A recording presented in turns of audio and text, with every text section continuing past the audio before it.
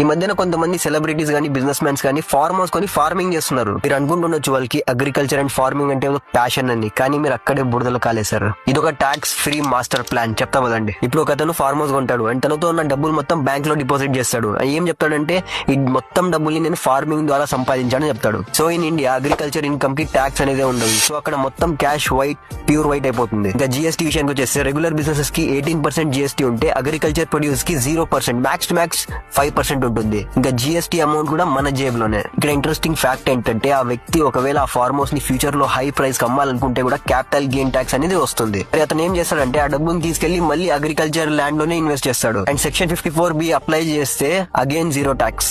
So ఇక్కడ farm house అంటే ఒక ట్రెజర్ లాంటిది. జిఎస్టీ సేవ్ చేస్తుంది, క్యాపిటల్ గెయిన్ ట్యాక్స్ నుంచి మిమ్మల్ని సేవ్ చేస్తుంది, అండ్ ట్యాక్స్ నుంచి కూడా మిమ్మల్ని సేవ్ చేస్తుంది. సో ఇక్కడ ఫస్ట్ నుంచి లాస్ట్ వరకు మొత్తం లీగల్ ప్రొసీజర్. అండ్ ఇలాంటి business and finance contents daily మీ వరకు రావాలంటే నా పేజ్ ని ఫాలో చేసుకోవడం మాత్రం మర్చిపోకండి.